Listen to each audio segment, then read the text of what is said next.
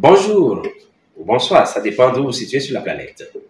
Ce quatrième numéro que nous faisons sur les accidents vasculaires cérébraux, et qui va marquer également la transition vers la prévention des AVC, va porter sur la démarche diagnostique dans la prise en charge des accidents vasculaires cérébraux et le devoir d'explication au patient et ou à son entourage. Vous savez, lorsque nous prenons en charge des accidents vasculaires cérébraux et que le malade vient devant nous avec un déficit neurologique. Le déficit neurologique peut être un déficit moteur, ce peut être un déficit sensitif, visuel, trouble du langage ou autre. Au même moment que le médecin parle de son diagnostic positif, lorsqu'il émet le diagnostic, il pense à un accident vasculaire cérébral, dans le cadre de son diagnostic positif, c'est qu'il a en tête des diagnostics différentiels. Donc, c'est une démarche que nous menons. Parce que quelqu'un qui vient devant vous et qui a peut-être un déficit moteur, frustre, alors, le neurologue que je suis se demande également s'il n'a pas fait une convulsion.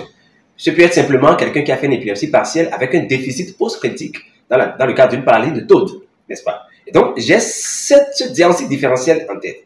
Bon, ça peut être également quelqu'un qui a fait simplement une paralysie faciale périphérique. Parce qu'il y en a qui confondent parfois la paralysie faciale périphérique avec la paralysie faciale centrale. Encore que, on peut bien avoir une paralysie faciale périphérique dans le cadre d'un accident vasculaire cérébral. Et dans ce cas, on serait dans les syndromes alternés. Le syndrome de Miller-Gruber peut être plus précis. Vous voyez? Et donc, c'est à tout ce jeu, cette gymnastique intellectuelle que nous jouons. D'accord? Et bien sûr, quelqu'un peut faire également une migraine avec une aura qui peut avoir une manifestation motrice, sensitive et peut-être même visuelle. Vous voyez? C'est tout cet assemblage qui crée une sorte de dynamisme, d'accord, dans la démarche diagnostique. Et après, le médecin va se faire aider par son scanner et qui va en même temps lui faire le diagnostic positif de l'AVC et éventuellement lui permettre d'éliminer tous ces diagnostics différentiels qu'il avait dans sa tête. Vous voyez? Donc, c'est une démarche. Et lorsqu'il vient à cette étape, n'est-ce pas, et il se fait aider, comme je viens de le dire, par le scanner et fait ainsi le diagnostic positif. Mais parfois, à cette étape, on peut avoir d'autres surprises. Vous pouvez peut-être avoir tous les éléments cliniques d'un accident vasculaire cérébral et tomber sur une tumeur, un processus expansif intracrânien d'origine tumorale, peut-être une tumeur qui a fondu, une tumeur qui fait une fonte nécrotico-hémorragique ou une tumeur qui infiltre un réseau vasculaire qui peut se comporter de la même façon que l'accident vasculaire cérébral. Oui.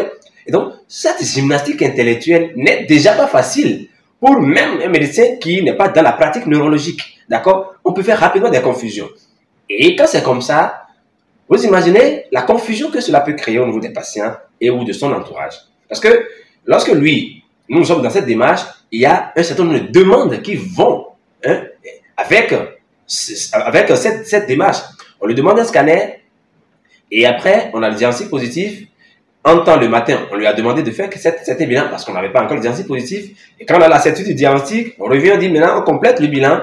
Et après, on dit, bon, on veut bien questionner ton cœur et autres. Vous voyez? Et donc, ça fait beaucoup de choses, beaucoup de choses. Et lorsque nous venons après le diagnostic positif, maintenant, il faut penser au diagnostic étiologique. Qu'est-ce qui a bien pu provoquer cet accident vasculaire chez ce patient? Vous voyez? Donc, ça fait beaucoup de choses et ça fait une démarche dynamique.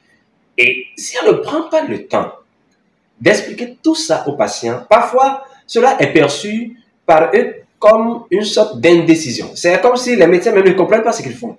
Ils y vont, pas tâtonnement, ils ne comprennent pas ce qu'ils font. Quelqu'un est venu demander autre chose le matin, l'autre est venu parler d'autre chose à midi, et ainsi de suite. Alors que ce n'est qu'une démarche, que nous suivons. Et donc, nous avons la responsabilité et l'obligation, d'accord, en faisant recours à ce qu'on appelle de l'honnêteté intellectuelle, de l'humilité intellectuelle, n'est-ce pas, avec de la science pure, pour faire le retour utile à ces patients afin de leur expliquer la démarche. Là, on nous situe dans la démarche diagnostique. Là, nous nous situons dans la démarche par rapport à la prise en charge et tout ce que cela appelle. Parce que nous sommes dans une démarche scientifique. Mais les patients, eux autres, à part ceux qui ont peut-être l'assurance, et encore que là, ce n'est pas toutes les charges qui sont couvertes.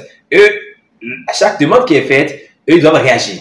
Réagir à travers ce qui sort, à travers la manne financière, à travers donc l'argent. Il faut qu'ils sortent de l'argent pour faire tel bilan. Il faut qu'ils sortent de l'argent pour faire le scanner. Il faut qu'ils sortent de l'argent pour telle chose. Et lorsqu'il n'y a pas un minimum d'explication, parfois, il peut arriver qu'ils se sentent totalement perdus, peut-être même confus, d'accord, au point même de demander, pour certains, ils demandent carrément à se retirer parce qu'ils ne comprennent pas. Mais lorsque vous prenez le temps, vous rencontrez la famille, vous discutez avec eux, vous discutez avec les membres de la famille, je veux dire, n'est-ce pas? Vous discutez avec le parent et qu'ils intègrent la démarche. Je crois qu'ils sont beaucoup plus souples et ils sont plus résilients, ils sont plus aptes, n'est-ce pas, à nous accompagner dans la démarche. J'ai vu ceci pour pour le temps que j'ai fait dans le système français. J'ai vu ceci et ça se faisait de façon magnifique, d'accord? Il y avait des horaires au cours de la journée où les médecins, les familles pouvaient venir rencontrer les médecins afin d'avoir suffisamment d'informations sur la démarche qui est menée au niveau de leurs patients et de faire toutes les projections, même les projections sur le plan pronostic. Ça permet de rassurer tout le monde et de situer tout le monde et ça permet aussi de préparer la famille à toutes les éventualités qu'on pourrait avoir au décours, n'est-ce pas, donc de cette prise en charge. Voilà ce que nous avons à dire par rapport à ce numéro et qui, comme je le disais, n'est-ce pas, à l'entame du numéro, je disais que ça nous fera la transition vers la prévention des accidents vasculaires cérébraux. Eh bien, et oui, lorsque nous considérons l'accident vasculaire cérébral comme une pathologie assez dangereuse et une pathologie qui décime nos populations, je crois que ce qu'il faut faire surtout, c'est de penser tout ce qu'on peut faire pour que cela ne vienne pas.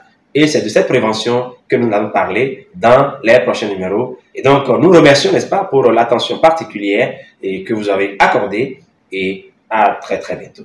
Merci.